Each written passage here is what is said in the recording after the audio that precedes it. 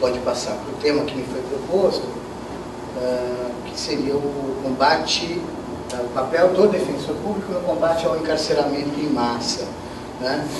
E aí eu me permito tentar redimensionar ou recolocar o tema, né? Eu acho que a gente tem um momento aqui para pensar o papel do defensor e da defensoria na construção de uma política criminal no nosso país, né? A questão do encarceramento em massa é um dos pontos que talvez entrem nessa moldura um pouco maior.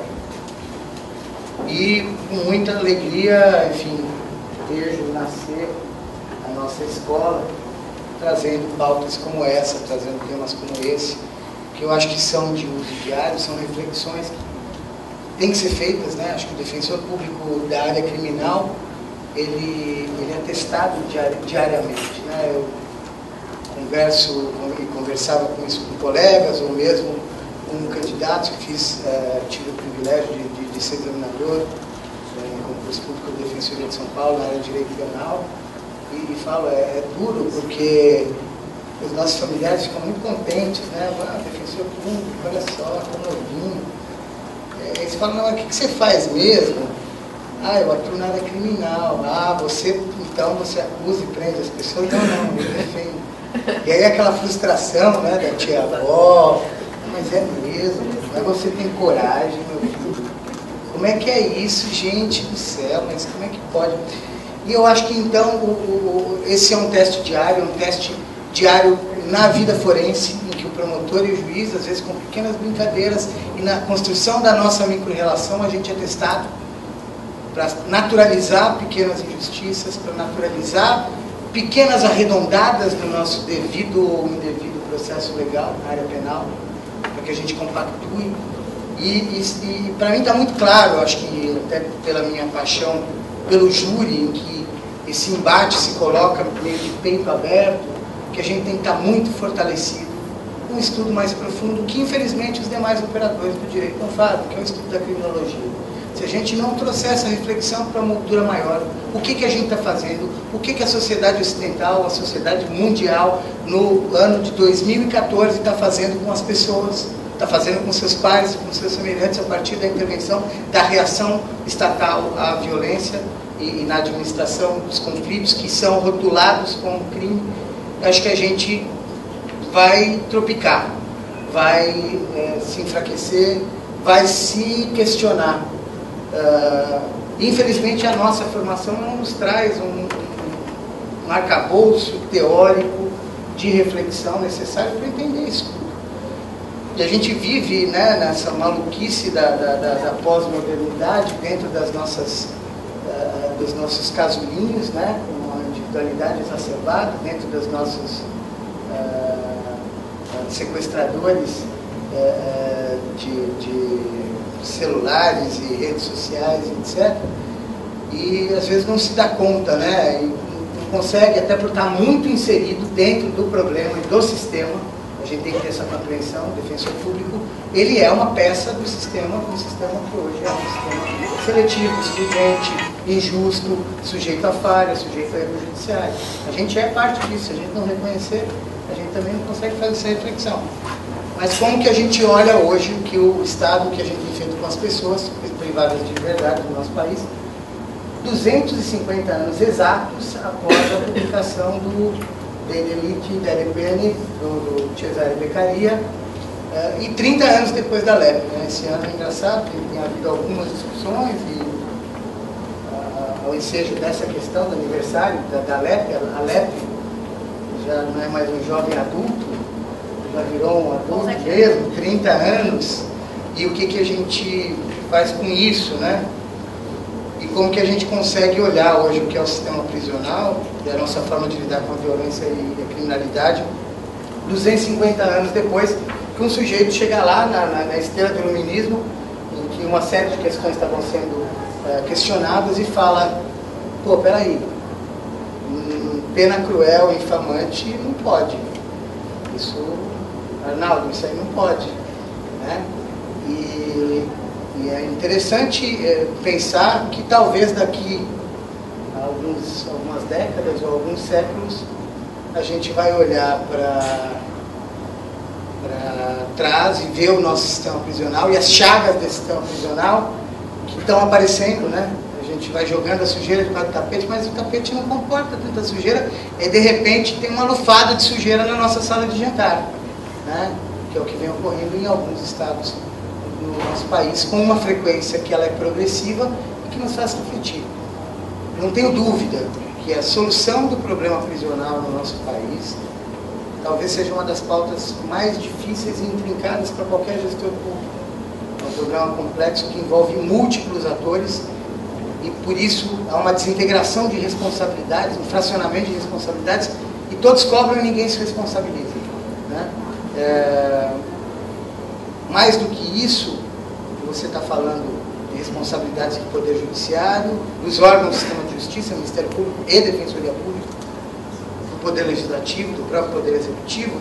Você tem uma batalha, uma disputa que está posta, gente, no dia a dia, no jantar com a tia, no almoço de domingo, com a tia-avó, que é a disputa de valor da sociedade. Como que a gente enxerga aquilo que é considerado crime hoje? Como a gente enxerga o papel do Estado em relação a isso? Porque isso também não foi de uma forma homogênea ao longo dos tempos, né? Mas o fato é que a minha sensação é que ao longo da história esse punitivismo e essa sensação que a gente entende que não basta eu proclamar a culpa do sujeito, não basta eu dizer que ele vai ter que sofrer uma pena. Essa pena, ela tem que significar sofrimento e dor. Sei lá se por alguma questão também que envolve religiosidade, né? Expiação pela dor, pela culpa. Mas o fato é que isso está encruado em camadas muito profundas do homem médio e da gente, né? A gente criado a partir da pedagogia do castigo, né? Agora, a diferença e aí entra a contradição, né, as vicissitudes que a gente se coloca, é que quando você tem um filho, e você está lá dando com amor, carinho, etc., e você fala, nossa, o filho foi lá e passou a mão no chiclete lá na loja, mas como? Imagina, um menino bonzinho, etc. Você consegue fazer uma auto-reflexão e falar, puxa vida, o que será que aconteceu? Como será que ele lida também com a materialidade, com a propriedade dele ou alheia? Você consegue fazer essa reflexão como se você seja parte do problema. Será que eu falhei? Será que não? E aí você pensa em métodos de sensibilização para que isso não aconteça. Com o crime, a sociedade não pensa assim, né? A forma que a gente encontrou e a gente tem lidado com a administração, eu prefiro a administração, o pessoal fala que quem administra crime e violência é o Lex Luthor, mas eu acho que não é combate e enfrentamento. A forma como uma sociedade administra a questão da violência e da criminalidade é um ato distintivo da sua dimensão civilizatória, né? E se em um passo a gente consegue enxergar a sua autorresponsabilidade quando é um filho seu, a sociedade, ela se desresponsabiliza quando se trata de um crime. Não, isso aqui não é meu. Como se a gente estivesse considerando que, e a gente não está reduzindo também a dimensão do problema. A gente sabe que crime, as causas do crime são diversos fatores. É um fenômeno multicausal por excelência, que até fenômenos climáticos interferem nessa equação. Mas é inegável que há razões e há consequências sociais, inevitavelmente, quando se comete um crime. E aí, quando a sociedade ela se coloca nesse espaço de, olha, isso aqui não é meu, essa turma que está aí nos presídios, essa turma que compõe as facções criminosas, não tenho nada a ver com isso, eles não são gente de bem como eu, né? O bandido bom é bandido morto, a gente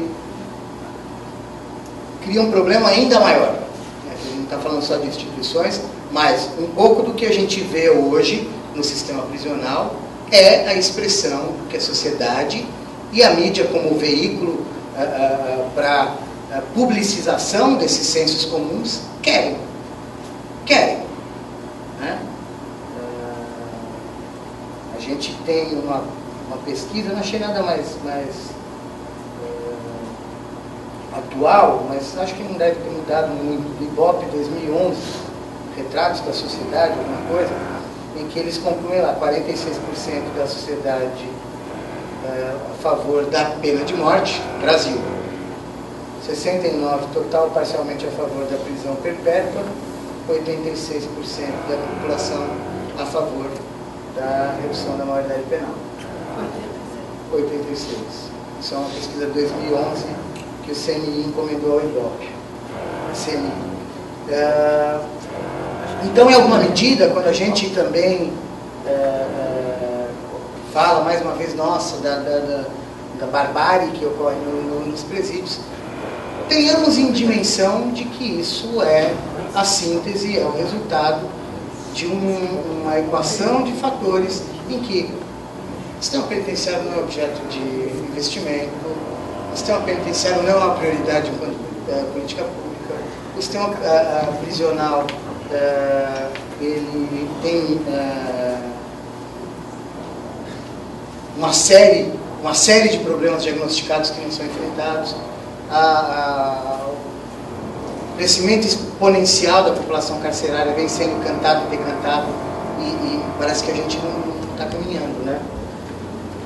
A sensação é que, por mais que isso não queira ser uma prioridade na agenda política, e eu não estou falando aqui de política partidária de qualquer governo, seja estadual ou governo federal, na agenda política do país, isso vai se colocar como uma prioridade, queiramos ou não, né?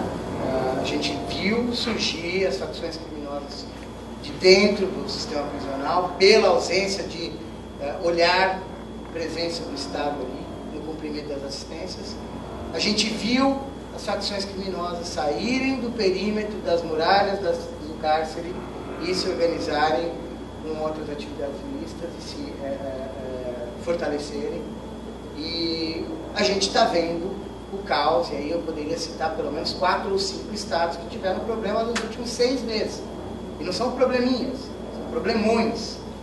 Então, querendo ou não, os gestores públicos eles vão ter que olhar para essa realidade com um pouquinho de atenção.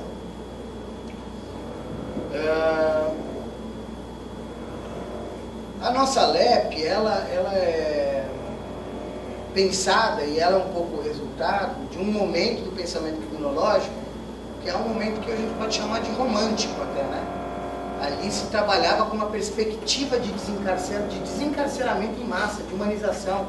O conceito de ressocialização ainda era um conceito que, de fato, as pessoas acreditavam, né? Eu não estou dizendo com isso que a gente tem que abandonar o conceito de ressocialização, porque senão é barbárie, senão é retributivismo puro, né? Isso a criminologia tem falado. Legal, ninguém é ressocializado, gente, ninguém. Num ambiente danoso e deletério como é o cárcere. Isso não é... Esse ambiente vai trazer consequências danosas para aquela pessoa. O nosso trabalho é, a partir da estruturação das assistências previstas em lei, por normas de tratados internacionais de direitos humanos, fazer uma política de redução de danos. Vamos causar o menor estrago possível naquelas pessoas privadas de liberdade para que elas saiam, e vão sair, porque a nossa Constituição proscreve como cláusula pétrea a prisão perpétua e a pena de morte, da forma menos entortada possível, né? Então eu acho que é muito importante a gente ter essa reflexão um pouco maior, conseguir entender também o sistema penitenciário não como um subproduto ou uma subcategoria, como vem sendo tentado colocar, da segurança pública, né? As doutrinas, inclusive, penitenciárias, elas sempre puxam um pouco para a segurança pública, entendido. O sistema prisional é custódia de gente, de pessoas, não tem nada a ver com lógica de segurança pública. Mas é óbvio que o problema da segurança pública tem como consequência a questão do superencarceramento ou de todas as mazelas que a gente pode apontar no sistema penitenciário. E no âmbito da segurança pública a gente vem trabalhando com uma série de reducionismos. Certo ou não, ou enfim, a par de qualquer discussão ideológica, o que tem sido tentado no nosso país e em diversos países não tem funcionado, né? O que aconteceu? Aqui, comecinho da década de 80, né, ainda o welfare state muito forte, isso trazendo muita força para as políticas de assistência, de ressocialização, como se chamava à época, e aí começa a haver um declínio do welfare state, até por questões econômicas. Os países da Europa Ocidental não conseguem bancar aquele ideário de direitos sociais que foi projetado. E junto com isso a gente tem ali um papel predominante da ONU e dos Estados Unidos na War on Drugs e na guerra ao crime, na política de tolerância zero do Giuliani, que falam, não, a gente não pode tolerar, enfim, poderia até falar as derivações da guerra às drogas como uma necessidade da indústria bélica armamentista americana no pós-Guerra Fria. O que você faz com tudo isso que se mobilizou, né? Tem muita gente ganhando grana. Pô, temos um novo inimigo, um novo herege, né? Que se a gente puxasse, né, da Inquisição para cá, a Vera Malaguti, lá do Rio, fala isso. O traficante, o pequeno traficante hoje, ele é o herege, né? Do direito canônico inquisitorial. E então a gente passa a lidar com o que é rotulado como crime. Aí eu falo mesmo do labeling approach, estou falando rotulado como crime, porque você tem toda uma discussão aí em relação ao crime de tráfico, em especial, que hoje já representa 25% do encarceramento no nosso país, e já vai passar o roubo. Daqui a pouquinho a gente vai chegar lá, tráfico com a maior causa de encarceramento do país. E como que essa sociedade que é punitivista, essa mídia que gosta de expor talvez crimes que não sejam representativos da média e do padrão de criminalidade como a média, o que eu estou querendo dizer? Você pega aquele caso do latrocínio, ou do crime sexual, ou de um homicídio com requintes de crueldade, e você noticia isso com um espaço que é 20 vezes maior do que a representação daquilo dentro de um quadro de incidência penal.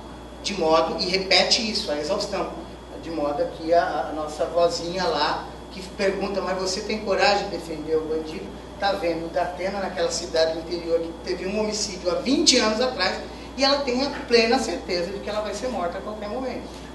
De que vão entrar, vão estuprar ela, eu não sei até onde entra aí o fetiche ou não, e que ela vai ser morta.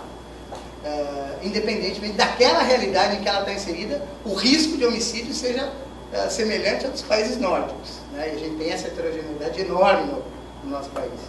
Então, com esse caldo todo, você, com dificuldades para a estruturação de uma política de segurança pública, porque a gente fez em 88 foi um retrato do que havia em termos de polícia, e escrevemos o que era esse retrato, com forças absolutamente desintegradas, que você não pode ter comando único, você não pode executar uma política a partir de 150 instituições policiais, que são previstas nessa Constituição, independentes.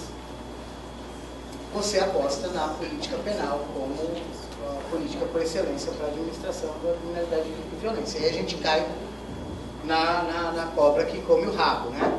O legislativo deixou de ter um papel que tinha lá em 84, quando aprovou a reforma da parte geral do Código Penal, trouxe o sistema progressivo, trouxe as inovações da LEP, de guardião de direitos, de uma pauta garantista, para ser, na verdade, um alto-falante das inquietações que são causadas pelos fenômenos criminais isolados. Então, a cada crime novo a gente tem lá, como tinha o Demóstenes, agora vai aparecer outro, aparecerão mais uma dezena deles, bradando que a gente precisa mudar a lei penal, que a gente é leniente com o crime, sem ter uma dimensão de que o Brasil hoje é o quarto país que mais encarcera no mundo, em números absolutos. E é um dos países que teve a maior taxa de aceleração de aprisionamento nos últimos 20 anos. Isso é um traço distintivo. Você fala, não, em termos relativos, o Brasil está em 41º pelos indicadores internacionais, taxa de preso por 100 mil habitantes. Mas o fato é que nos últimos 20 anos a taxa de aceleração do encarceramento do Brasil é top 5, com certeza. A gente quadruplicou a nossa população prisional e não tem para onde ir. E a gente fica naquela história de tentar resolver a partir, segurança pública a partir de polícia, então investimento em segurança é armamento, é viatura, é colete à prova de bala, é fomento à lógica da guerra, né? Por isso que eu gosto de falar de administração da violência do crime, porque se a gente compra essa lógica da guerra, que às vezes é uma armadilha, a gente fala, não, de fato há uma guerra, a gente fica lá comparando a faixa de Gaza, o Cléster vai trazer agora a experiência dele de egresso da Síria, do sistema prisional da Síria, né, para a gente, e a gente faz, a mídia faz frequentemente esses paralelos. Não há paralelo na situação de um Estado de Direito, que tem problemas de violência e criminalidade, com um Estado de guerra. A lógica é distinta. A lógica de guerra é identifica o inimigo e abate, e toma o território dele. Isso não é Estado de Direito. E é um pouco o que as nossas polícias têm feito, né? Vide a falta de preparo que foi demonstrada nas manifestações recentes do nosso policiamento extensivo. Né? Por quê? Porque eu sou treinado para a guerra. Né? Então eu acho que a gente tem uma grande moldura problemática para chuchu, em que a gente está tendo como subproduto esses 600 mil presos hoje no sistema prisional. No sistema prisional a gente tem diversos problemas. Talvez o central, e o que é classicamente abordado, é a superlotação. Né? É evidente que quadruplicando a população prisional em 20 anos, não há Estado no mundo que consiga estruturar, mas não é o único. Né? Também não tem uma única forma para o enfrentamento. Né? A fórmula que normalmente, tradicionalmente se traz é a fórmula da construção, e ela é importante, a ONU e a EAFA reconhecem e admitem a importância de construções, sim, porque a situação é dramática, e num ambiente superlotado você não implementa assistência, você não consegue observar o mínimo de dignidade, você não consegue materialmente prover o mínimo para aquele preso, quanto mais falar de assistência educacional, assistência à saúde. Então a gente tem que pensar sim na superlotação, e uma das estratégias paliativas é a construção de vagas. Agora, há outras estratégias, e aí são extremamente complexas, como a redução da pressão de entrada. Como é que a gente faz isso? Convencendo o Poder Judiciário de que prisão provisória é excepcional, e ela tem que ser aplicada de forma correta, convencendo o Poder Judiciário a seguir as súmulas do STJ e do STF em relação ao regime prisional no roubo, e não manter aquele sujeito preso até você conseguir, só com o HC lá no STJ, reverter uma decisão que é contra a súmula.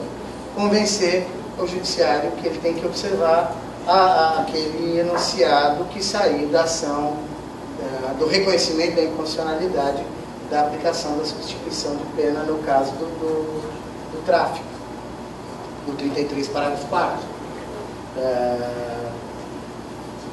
Vocês vão dizer, e aí o jornalista vai falar, então o diretor de PEN está dizendo que a culpa é do judiciário. Eu vou falar, não, a culpa é de diversos atores. A culpa é da polícia, que não tem uma atuação orientada, a culpa é do Ministério Público, que tem uma orientação ideológica punitivista, a culpa, em alguma medida, é do judiciário. Agora, eu também entendo a dimensão humana, e a gente lida, conversa com o juiz, tem amigos juízes, estão na nossa... Fala, não, esse cara o que se passa? Por quê? Porque ele também está premido por uma sociedade punitivista que fala, eu estou numa lógica binária que é prisão ou impunidade. E aí o executivo talvez tenha que avançar, como o DEPEN tem tentado avançar, no suporte e estruturação de equipamentos para, por exemplo, a aplicação das medidas cautelares.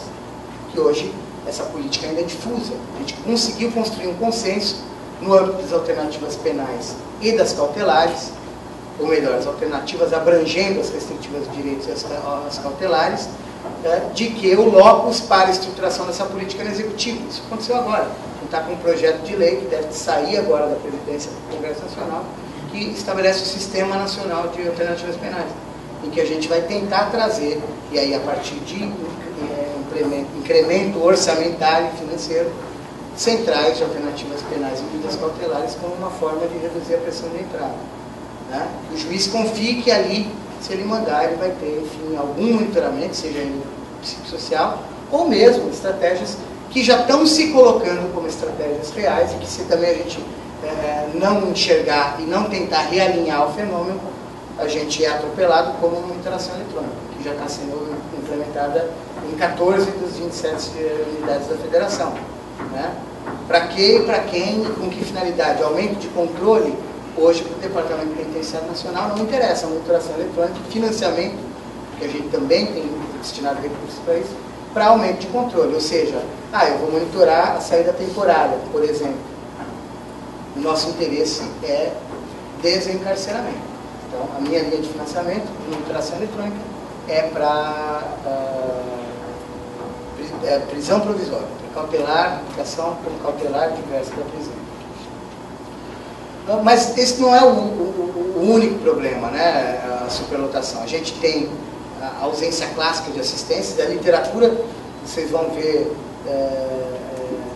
críticas e queixas em relação à degradação dos ambientes da questão carcerária, de Shakespeare até o Jornal da Manhã aqui de hoje, do Diário Catarinense. Isso é um padrão recorrente. Talvez porque, de fato, prisão não seja o local ideal e adequado, e talvez porque daqui a 1 ou 2 séculos nossos trisnetos falem, nossa, eles faziam isso com gente, como a gente olha hoje as penas cruéis degradantes, que eram aplicadas há 250, 200 anos atrás, 150 anos atrás. Mas tem uma outra questão, além da ausência das assistências, que é o déficit de gestão. Como toda a política pública no nosso país, essa implementação é dura, né? A gente, de fato, tem uma democracia, uma república recente, uma república de 124 anos. E as políticas públicas, elas estão se construindo. E nessa área que envolve segurança, a regra é o sigilo, é tudo sigiloso, não se pode falar disso, é procedimento de segurança, e não se tem o acúmulo. Então, a microgestão das rotinas prisionais, e quem trabalha em chão de cadeia entende claramente isso, ela vive um equilíbrio ali tenso, né, entre a relação dos agentes com a direção, dos agentes com os presos, das visitas com os presos, das visitas com os agentes, e que se a gente também não olhar dentro da técnica o que são os regimentos internos, os regimentos disciplinares, os manuais de procedimentos, seja de segurança, de provisão das assistências, a gente vai estar sempre refém daquele argumento, não, olha, aqui é matéria interna, é questão de segurança, né, Franciane? Questão de segurança, quem resolve é o chefe da segurança e disciplina, ele é a última palavra, então isso pode, isso aqui não pode, ninguém pode questionar, ninguém pode saber. A gente precisa superar isso, a gente precisa aprofundar esse discurso com os gestores da área prisional, né? Esse déficit de gestão, que para mim é muito claro, né? Em alguns estados, e o DEPEN tem apoiado situações como de Pedrinha, como Rio Grande do Norte, como Paraná recentemente, como Santa Catarina, de que o déficit de gestão ele é tão importante quanto o déficit de vagas. Isso é muito pouco tocado. E aí, chegando já um pouco para as reflexões finais aqui do papel, casando esse caldo todo aí com o papel da defensoria, né? E eu acho que é muito importante a gente estar discutindo isso. Tenho chamei aqui a ANADEP, a ANADEF, CONDEG e a DPU, para a gente tentar firmar um termo de cooperação que seria algo como defensoria no cárcere, em que a gente vai estabelecer diretrizes da atuação da defensoria dentro do ambiente prisional, porque a defensoria vai ser chamada às responsabilidades, como tem sido no tocante às crises que virão, por certo, dentro do sistema prisional. Né? A gente vive um momento interessante, né? Ainda de consolidação. A gente vive um momento em que a estrutura, em especial em termos de efetivo da defensoria, está muito aquém do desejado, mas é um momento em que diversas conquistas se solidificam, se colocam, estão sendo testadas na prática, né? E o fato é que quando a gente fala de população vulnerável, de necessitado na locução constitucional do 134, eu me pergunto, né, quando você tem um cobertor curto, quem é o mais vulnerável dessa história? E não tenho a menor vergonha de dizer, não é porque eu sou um defensor que hoje está na área criminal, mas já tive na área civil, eu não acho que tem que ter essa polarização, né? que a pessoa privada de liberdade é das pessoas mais vulneráveis no Brasil. Se a Defensoria tem um campo de priorização, talvez seja essa pessoa, como é a população em situação de rua, como talvez seja a população que não tem segurança na posse, que vive em favelas. Isso é muito claro para mim, muito. E os gestores da Defensoria têm que estar atentos a isso. Se a gente não destinar os nossos recursos humanos para enfrentamento desses problemas, nós seremos acusados, como já estamos sendo, por argumentos equivocados, evidentemente, mas que eles se reproduzem e multiplicam, de que a Defensoria não quer saber de fazer lá o atendimento do seu João, da Dona Maria, do arroz com feijão, e quer se enrogar de abrir jornal e ficar entrando com a ação civil pública por aí e querendo questionar e fazer o papel de política pública, de gestor de política pública. Esse é um argumento que vocês já devem ter ouvido, se não ouviram, irão ouvir. Então eu acho que a gente tem que pensar muito no papel da Defensoria no ambiente carcerário, a partir dessa premissa. O preso no Brasil, a pessoa privada de liberdade, é extremamente vulnerável. Num ranking de prioridades, talvez seja a maior prioridade, sim, dentre os necessitados. 2, a Defensoria tem que atender dentro da cadeia. Defensor público que atua na área criminal e não vai ao cárcere, é meio defensor público. Se alguém se ofender, me desculpe. Falo isso como falava, Franciane tem uma vivência adicional comigo, para os colegas diretamente. E acho que depois de 16 anos de muita luta por estruturação dessa Defensoria, eu acho que eu posso me permitir fazer esse tipo de reflexão. Defensor criminal, a gente na Defensoria de São Paulo tinha pessoas, até a gente conseguir estruturar uma política de atendimento à prisão, que havia se classificado na área criminal no ano de 2007, 2008, e que passados 6, 7 anos nunca tinha feito uma visita ao estabelecimento prisional. É culpa dele? Não estou aqui demonizando ninguém, mas o fato é que é uma culpa recíproca, né, institucional, de conseguir trazer essa discussão, e também uma culpa da carreira, que muitas vezes chega e fala, não, mas eu não tenho estrutura. Ah, não tenho estrutura, eu não vou. Mas qual que é essa estrutura final, o que a gente está fazendo? Temos que discutir. A questão estrutural, ela é fundamental. Para a gente desatar o nó em São Paulo e conseguir estabelecer uma política de atendimento ao provisório permanente, foi necessário que a gente tivesse uma estruturação. Agora, isso não pode ser um argumento de que não vou para a cadeia. Tenho dialogado diariamente com diversos secretários de Justiça e gestores da área prisional, que em muitos locais a Defensoria não está visitando estabelecimento prisional.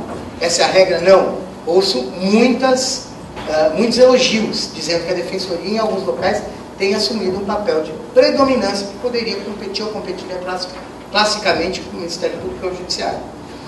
Mas o fato é que eu acho que a gente tem que equilibrar um pouco e organizar essa atuação. Em primeiro lugar, não podemos descurar da assistência jurídica. É uma das assistências que está na LEP. E se eu trouxer para vocês aqui a incidência estatística de reclamações no ambiente prisional, assistência jurídica, em segundo lugar. Isso acontece em São Paulo. A gente sabe, talvez pela falta de efetivo, talvez por arranjos de advogados, de voluntários, de corpos ali estranhos que não tem uma atuação adicional, mas o fato é que se a gente também não pensar, e aí pensando como gestor da força de trabalho da Defensoria, que a gente tem que colocar esse pessoal para fazer atendimento dos presos, a gente vai estar numa sinuca de bico. Porque o que vai acontecer? A gente acha muito legal e muito bacana ser órgão de execução penal. Isso foi também uma batalha dura, longa, que a gente ali modelou a alteração da LEP, foi para o Congresso, conseguimos aprovar.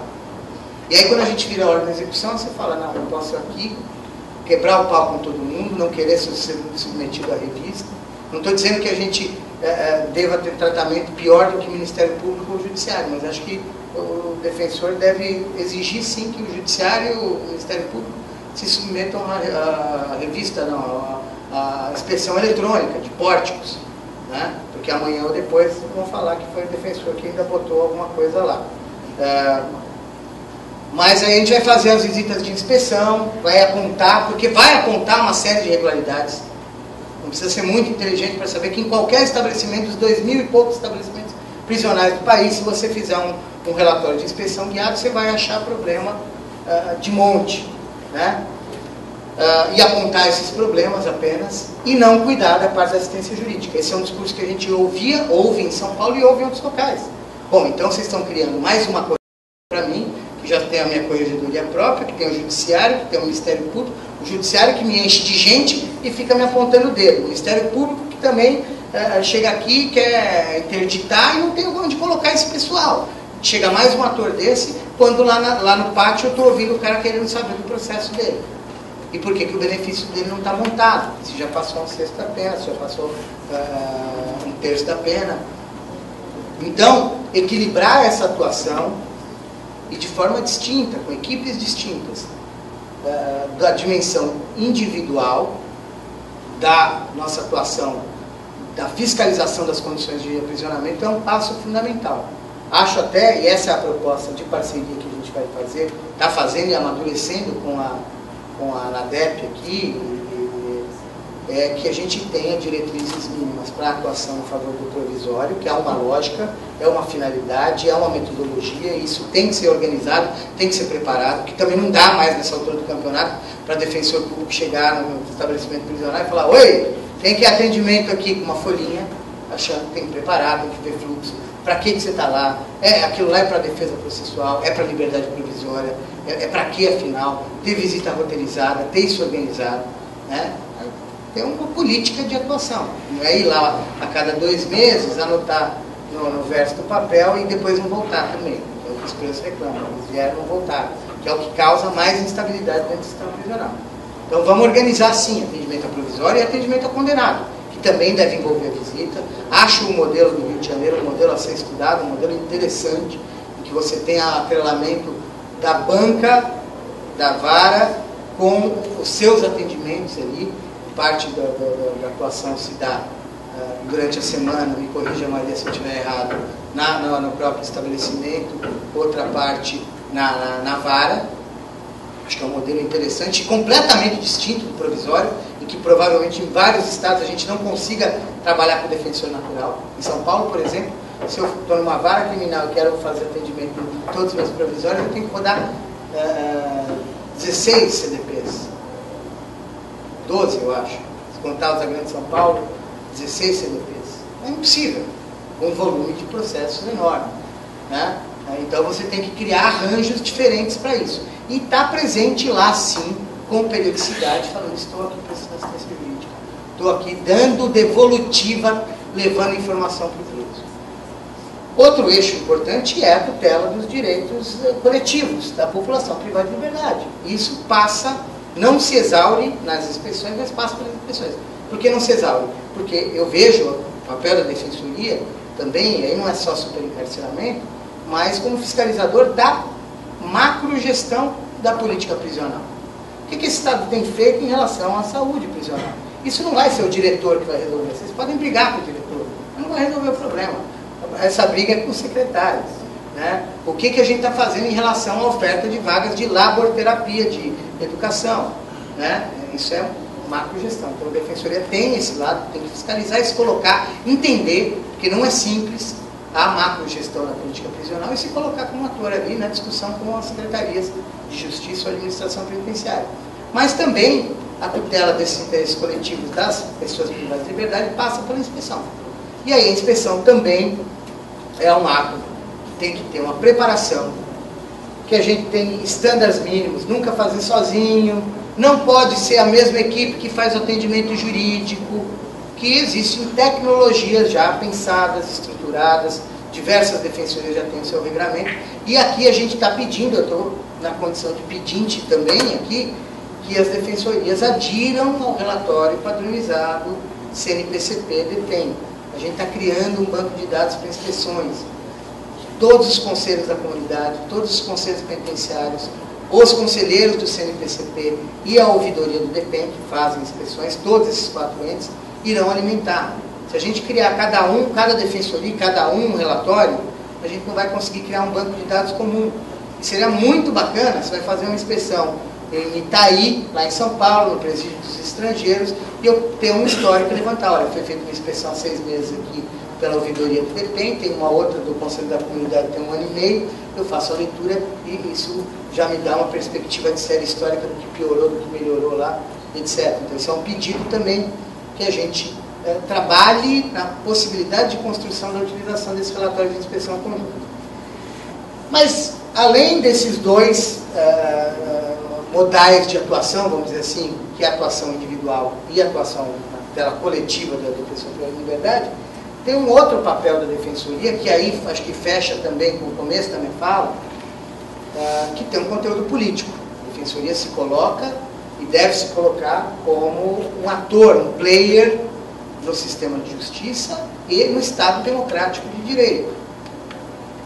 Acho que a gente tem que se legitimar. A gente é muito jovem para achar que é só uma mudancinha por PEC, que a gente convenceu lá algumas centenas de parlamentares, vai nos conferir o prestígio. Agora eu sou agente político. Isso é um processo, com responsabilidades, com ônus, com bônus, com muitos tropeços que ainda a gente vai enfrentar. Mas, nesse aspecto da situação prisional e da política criminal empregada no Brasil, eu confio que a Defensoria talvez seja uma das poucas instituições ou entidades, talvez ao lado dos conselhos da comunidade, talvez ao lado das universidades, que possam exercer uma voz dissonante importante na toada que a gente está vivendo. Eu não estou aqui pregando uma visão pessimista, mas de fato, eu não acho que a gente resolve nosso problema sociocultural do punitivismo e do retributivismo assim, em 1 década, em 2 décadas. Talvez os nossos netos e bisnetos vejam uma sociedade que lide com o crime de forma diferente, mais civilizada. A gente está matando menos, isso é um fato, Não é que está tudo bem, mas você pega a história da violência ao longo da história, o ser humano está matando menos do que matava na Idade Média. As coisas estão melhorando, mas não estão longe de estar boas. E aqui é uma chaga. Eu vejo o sistema prisional talvez como a expressão mais viva da nossa senzala. Os próprios regimentos disciplinares, gente. Peguem um livrinho do nosso colega Rodrigo do Estrada, lá do Rio, professor da UERJ, que está hoje na ouvidoria lá do DEPEN, que faz o estudo dos regimentos disciplinares dos estabelecimentos do Império em cotejo com os nossos regimentos disciplinares. Tem um artigo da Casa da Correção da Corte lá do Rio, que era o principal estabelecimento prisional da capital do Império, que falava: o diretor poderá mandar apalpar os visitantes dos presos. Isso está aí. E a gente está fazendo essa discussão. E que bacana! Esse é um exemplo de que bacana como a gente tem se colocado nessa disputa e levado para a sociedade, levado para a mídia e de uma forma inteligente tem se colocado em relação a isso. Falando, Arnaldo, isso aí não pode. Arnaldo, errado, estamos em 2014, cara. Não pode estar em vigor o artigo 137 do regimento da Casa de Correção da Corte de 1850. E eu acho que a Defensoria pode sim ocupar esse papel, como no exemplo da revista vexatória vem ocupando, como uma voz dissonante em relação ao punitivismo. E talvez essa seja a estratégia mais difícil de construção. O Cléster estava aqui, mas uma provocação que eu faria é como a Defensoria pode, de forma inteligente, dar visibilidade à dimensão humana da tragédia que o Estado brasileiro tem promovido em relação a famílias. E fazendo do ambiente prisional um elemento criminógeno mais forte ainda, um elemento de recrutamento de efetivo para o crime organizado. Como que a gente pode dar visibilidade? Talvez seja só a Defensoria, gente. Promotor e juiz não fala com a Dona Maria. A gente fala, ou pelo menos deve falar. Quem não fala também não sei se tem pé na Defensoria. Mas a gente ouve a Dona Maria que chega, não, o doutor, olha, não fez isso. Se você lendo aquele auto de prisão em flagrante, como é que a gente fala, Dona Maria? Bom, tá bom, vamos lá, vamos ver o que a gente pode fazer. A gente ouvindo a história e a dimensão humana da Dona Maria, do filho dela, no dia da audiência, ou quando a gente vai visitar no presídio, a gente consegue, talvez, dar uma visibilidade, uma dimensão que não vem sendo dada. Que o processo todo é de naturalização e desumanização. Esse cara que fez um mal feito, ele não é meu. Ele não é da minha sociedade de bem. Ele rompeu, que é toda, enfim, a construção do direito penal do inimigo. Se ele não é dos meus, eu aplico outro regramento para ele, outro ordenamento. Ele não faz jus a garantias. E só dando a visibilidade que nós temos, o tribunal júri com muita clareza, falam, não, mas você defende homicida ainda. Eu falo, sim, com muita naturalidade. Porque são pessoas, eu enxergo os dramas mais humanos e aprendo diariamente com os conflitos e os dilemas que são trazidos, que estão no pano de fundo do homicídio. Né? Se a gente não conseguir, isso está nas nossas mãos, talvez documentar, eu costumo falar isso, quem sabe aí a gente algum dia execute pela ENADEP, um projeto que os mexicanos fizeram, são os abogados com câmara. Eles fizeram um treinamento das pessoas para fazer a coleta de material audiovisual e, com base nisso, então, os defensores teriam uma capacitação básica para essa coleta de material audiovisual. A gente teria um banco aí para levar para uma ilha de edição de horas e horas e horas de histórias humanas para dar visibilidade. Para aí a gente chegar e conseguir falar para a nossa tia-avó, olha aqui, você acha mesmo que isso aqui é o caso da gente mandar esse cara aqui para o complexo do Bangu? Você acha que vai melhorar? Você acha que vai resolver? Esse cara aqui que, enfim, é o filho do faxineiro do prédio da tia-avó. Então eu vejo também o papel da defensoria, além do papel clássico da assistência jurídica individual e do nosso novo papel que está em construção e tem que ser construído com muita responsabilidade, com muito cuidado, que é a tutela coletiva no âmbito da proteção das pessoas privadas de liberdade, o nosso papel como um ator político, como uma voz dissonante. Se alguém tem dúvida de que a gente tem que exercer esse papel, aí eu estou convencido, o lugar dessa pessoa também não era na DFSP, talvez o Ministério Público, talvez outra instituição.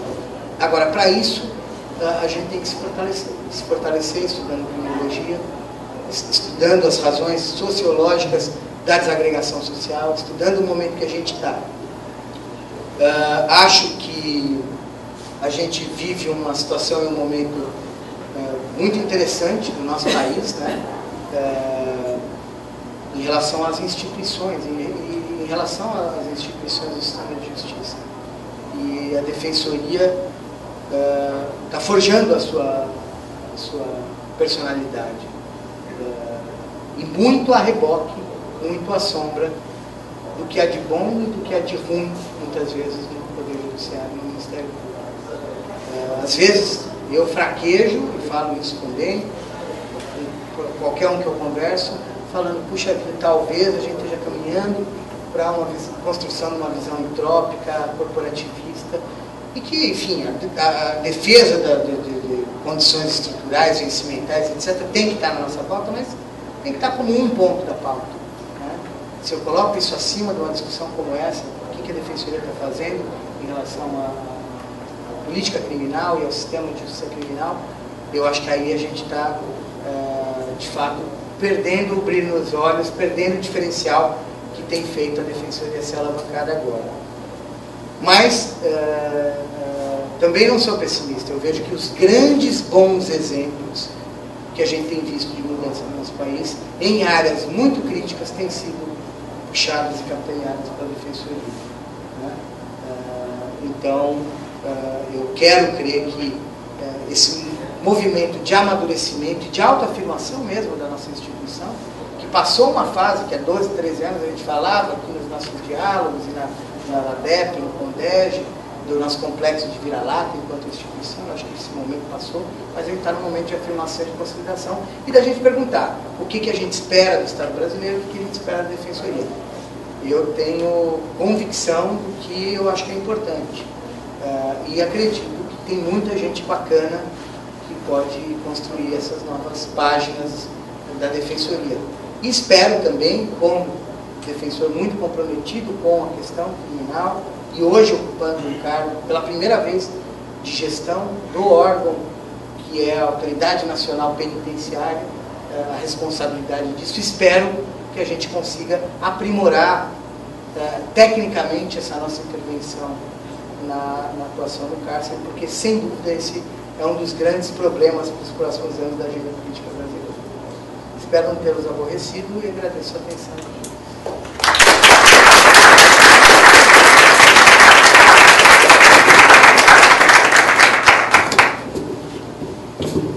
Muito obrigada, Renato. Não sei se a intenções de perguntar, se a gente tem tempo para um pequeno debate, mas eu gostaria de saber, a primeira vez que um defensor público assume o DPEM. Isso é um reconhecimento da importância dos defensores. E eu gostaria de comentar, no Sul tem uma colega Silvia Brum, que atende o plantão, agora não está mais, mas nos últimos 3 anos, ela fez um trabalho com máquina fotográfica nos flagrantes e fez a dissertação de mestrado dela sobre isso, que foi muito interessante. É a chegada, né? É o início. Não sei se algum colega gostaria de fazer.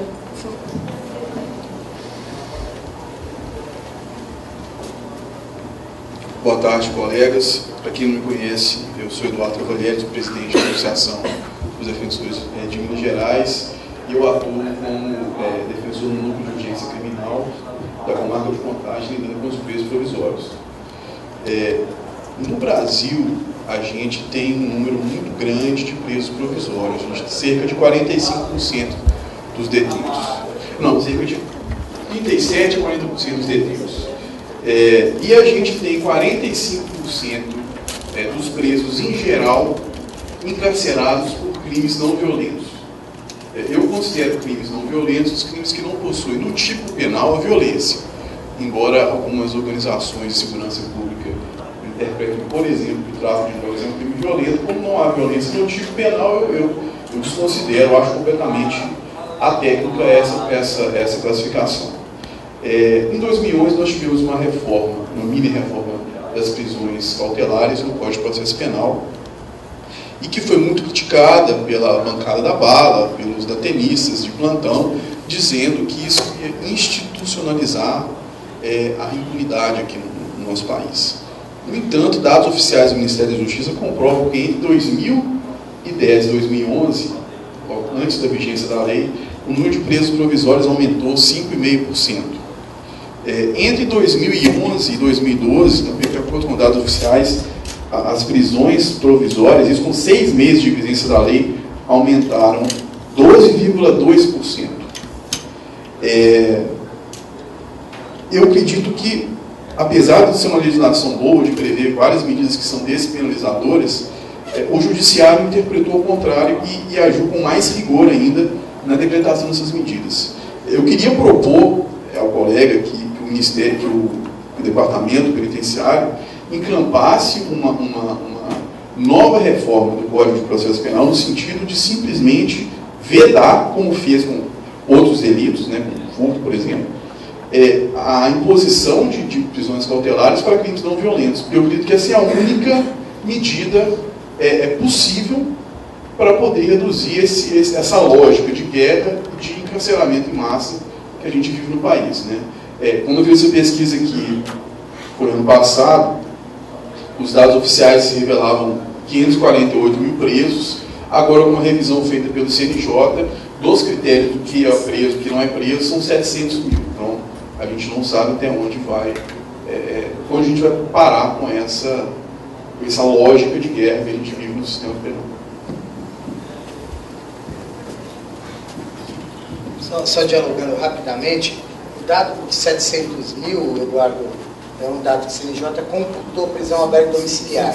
A gente segue a metodologia do ICPS, que é aquele International Center for Prison Studies, que trabalha com uma lógica de estabelecimento penal. Casa não é estabelecimento penal.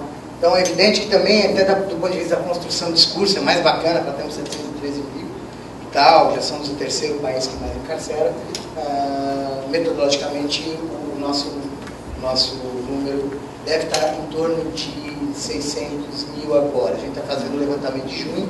Quando eu cheguei no DPEM, estava com muito problema no Infopem. O Infopem estava sendo desmobilizado para a criação de um novo sistema que só vai estar em funcionamento com adesão de todos os estados daqui a um ano e pouco. A gente está refazendo a coleta do Infopem. Acredito que em um mês e meio a gente vai soltar um novo informe estatístico muito mais completo e atualizado do que estava sendo feito pelo DPEM. Um outro dado que eu te trago, concordando com todas as suas premissas, Eduardo, é que uma pesquisa que a gente vai soltar daqui a pouquinho, furo para vocês, que fizemos com o IPEA, aponta que 40% dos casos em que se aplica a prisão como uma medida cautelar, na sentença final, você não aplica a prisão ou regime fechado. É a tal da medida cautelar do presta atenção, né? Que a gente sabe o que é, a gente sabe que ele vai perder, que se a gente recorrer vai reduzir a pena, se a gente conseguir chegar em tempo no STJ, aquilo vai cair, mas que ele é o imperador da vida da pessoa e ele vai aplicar a prisão provisória já com antecipação de pena. Isso é assustador.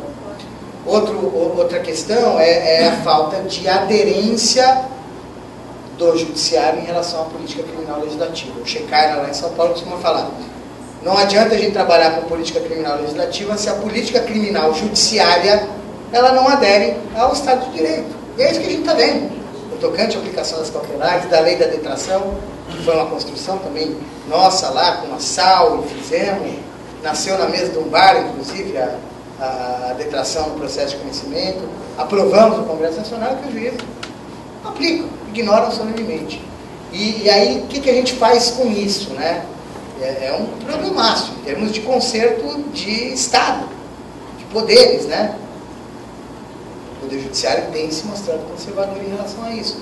A gente não está conseguindo comunicar a jurisprudência dos tribunais superiores para a ponta, que ainda parece um pouquinho melhor, pelo menos em São Paulo, que eu tenho uma vivência prática. O que acontece é falarem que a gente está impetrando muito habeas corpus. Ao invés de falar, não, os tribunais não estão observando a jurisprudência de vocês. Né? Mas algumas estratégias podem ser pensadas. O Saulo de Carvalho, ele está sustentando algo semelhante ao que você falou aqui. A gente tem que talvez trabalhar com um modelo normativo extremamente fechado para que a gente não dê margem para discricionalidade. Na medida em que eu falo lá para o juiz, olha, você tem que motivar porque não cabem as demais medidas cautelares, ele faz lá, senta uma vez no computador, faz o modelão dele, e se não cabe por isso, não cabe por aquilo, a ordem pública desassossega, a sociedade ordeira, e etc, etc, e ponto. E aí o modelão vai valer para tudo, não mudou nada na prática. Não sei, Eduardo, acho que é uma estratégia, sim, como uma estratégia de não só vedar a prisão provisória do crime sem violência ou grave ameaça, como também vedar a imposição da pena de prisão, impor penas diferentes. A gente tem que desconstruir, gente, isso é obrigação da defensoria, a imagem de que pena restritiva de direito, medida cautelar de prisão é impunidade. Isso é sanção, a sanção penal, é pena séria.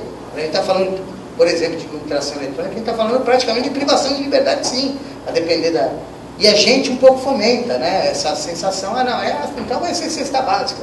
E isso cria um desassossego no juiz, que é um cara inserido na sociedade, que vai ser cobrado amanhã. Se ele solta o fulano comete um latrocínio, ele vai falar o resto da vida, meu Deus do céu, e não solta mais ninguém.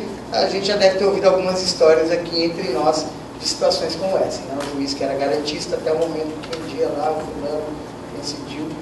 Acho que é uma estratégia. Não sei se com uma base, com uma legislatura que ainda trabalha na lógica que a gente abordou aqui, né? Do populismo penal, né? A gente vai... E uma base extremamente plural, que agora parece estar um pouco mais conservadora para a próxima legislatura, e a gente vai aprovar isso. Mas a gente precisa entrar na disputa, no debate público.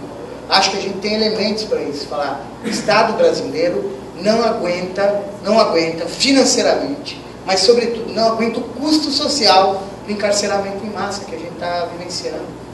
É muita gente jovem, gente excluída, que tem experienciado esse aprisionamento e uma série de consequências negativas que daí vem. Integração de facções criminosas, seja na desintegração da personalidade, na construção, de fato, de uma pessoa voltada a cometer novos crimes, seja na desintegração das possibilidades desse cara ter alguma possibilidade social. Não há um dia nos balcões da Defensoria Pública, eu acredito, que não apareça meia dúzia de pessoas falando, doutor, como é que eu faço para tirar esse negócio aqui do meu registro? O problema que eu tive lá 8 anos atrás, que agora estou querendo arrumar minha licença de taxista, arrumar emprego assim, assado, e e aparece o tal do registro, sem condenação, às vezes de inquérito, estigmatização da pessoa que passa pelo sistema de justiça criminal ainda é tremenda, né? E eu acho que a gente vai ter que trabalhar todas essas estratégias, mas a sua proposta ela converge para o que o professor Sala tem dito e o que a gente tem discutido no âmbito da Secretaria de Assuntos Legislativos lá do Ministério da Justiça. Esperamos que a gente consiga avançar nessa agenda.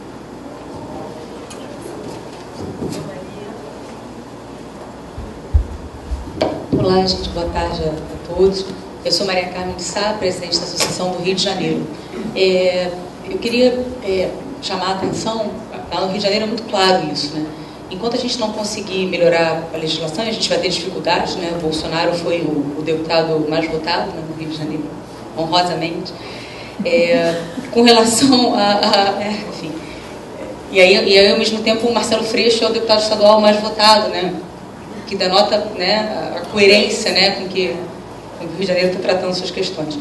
Mas, enfim, enquanto a gente não consegue alterar as leis, se o Executivo não pode chamar a atenção para um problema muito claro, que é a má administração da justiça. O Poder Judiciário, na minha opinião, ele não é só culpado porque ele manda encarcerar, mas ele é culpado quando ele afunila as várias execuções penais e impede a concessão dos benefícios. E lá no Rio a gente tem uma realidade de 39 defensores trabalhando no sistema penitenciário na execução definitiva, 5 na provisória e 4 juízes, uma única vara de execução de penais que fica na cidade do Rio.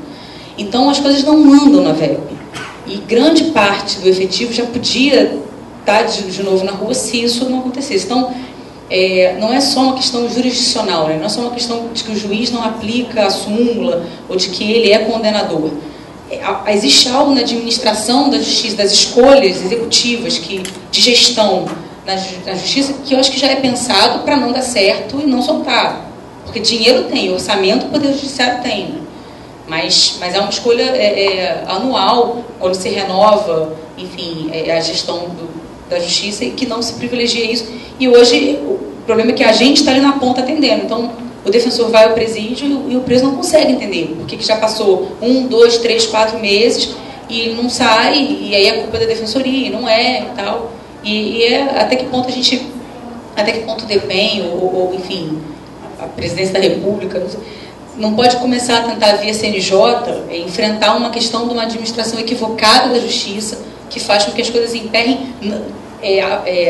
Muita gente entrando, é um afunilamento na saída e o sistema não funciona.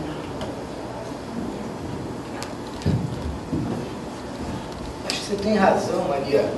De fato, esse diagnóstico também não é novidade, de que as VECs são normalmente aquelas varas que recebem o menor investimento, recebem os piores funcionários, tudo é feito para não funcionar. Tem local em que para receber uma guia de recolhimento, para isso chegar na comarca de execução, demora ano e o cara já cumpriu a pena.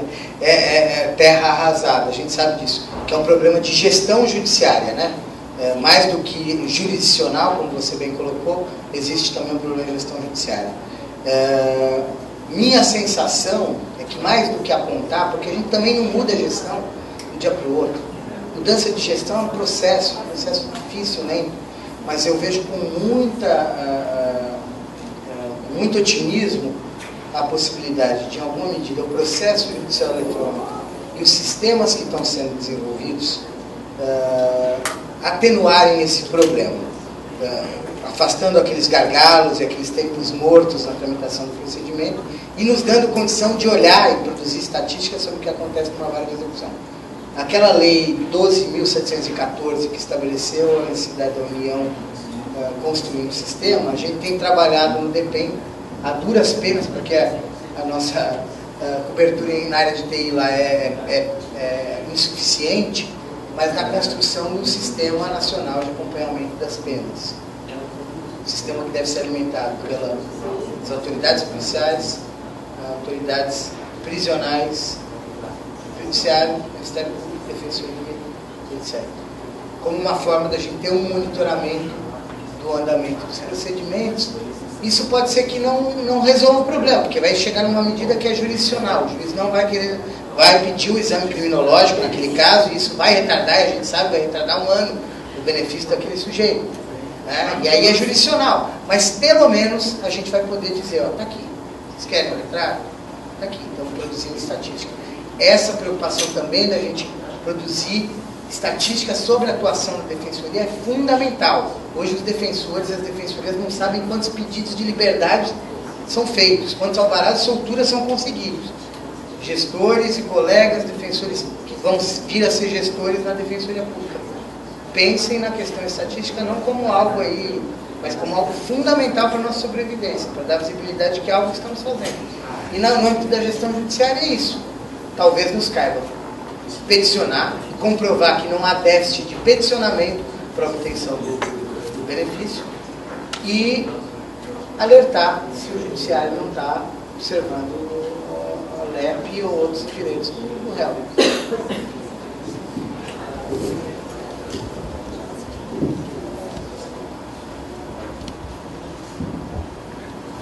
Boa tarde a todas e a todos. Parabenizar o colega Renato pela brilhante palestra. Eu sou Joaquim, presidente da Associação dos Defensores Públicos do Maranhão. A Maria Carmen suscitou a questão da gestão do judiciário. Eu quero agora, Renato, tocar contigo no ponto específico da gestão do executivo.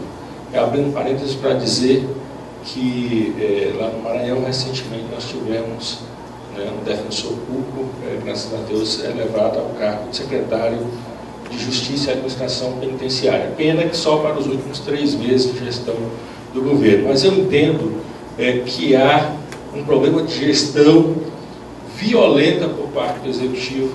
Entendeu? No Maranhão, por exemplo, toda a questão de segurança prisional é terceirizada. São 2 ou 3 empresas de parentes ou amigos do governador, de quem quer que seja que administra. Não há, digamos assim, uma qualificação, um treinamento, uma padronização dessa questão da gestão do sistema prisional. Renato, há alguma coisa nesse sentido sendo trabalhada a nível nacional? Bom, Joaquim, concordo também com muito da sua impressão. Faço o registro aqui de que a nossa pioneira de defensora pública, no caso, como gestora prisional, é a doutora Mariana Lobo, que foi presidente da Associação do Ceará, e que tem desenvolvido um trabalho belíssimo. Ela reconstituiu os serviços penais no Estado com o efetivo dos agentes penitenciários, revalorizou a carreira, tem conseguido construir um diálogo, extinguiu a revista vexatória, e no Ceará a gente não ouviu falar de nenhum grande problema. Embora a questão política lá também esteja e aí, eu chegando no DEPEN e o Paulo, nosso colega, membro da diretoria da associação. Membro da diretoria da associação, extremamente competente, chamado, né? Eu quando assumi o DEPEN falei, nossa senhora, mas que tarefa, hein, ministro? Você não é meu amigo. Eu falei, podia ser pior, né? A situação do Paulo. Pedrinhas é uma situação típica em que talvez o problema não seja tão estrutural e mesmo de superlotação. Há um problema claro de gestão. E aí eu falei um pouco disso lateralmente, do problema da gente pensar na macrogestão, como a Secretaria tem estruturado esses serviços, e a discussão sobre segurança interna, ela é um serviço terceirizável, é uma discussão que está em disputa. Para quem tem interesse para essa discussão, que vai entrar no debate presidencial, o Pastoral Carcerário acabou de lançar um estudo belíssimo feito por alguns pesquisadores a respeito das modelos de cogestão e PPP no sistema prisional. Deve estar lá no site da Pastoral Carcerário. Mas há N questões, Joaquim, envolvendo a gestão, desde a microgestão das rotinas, né?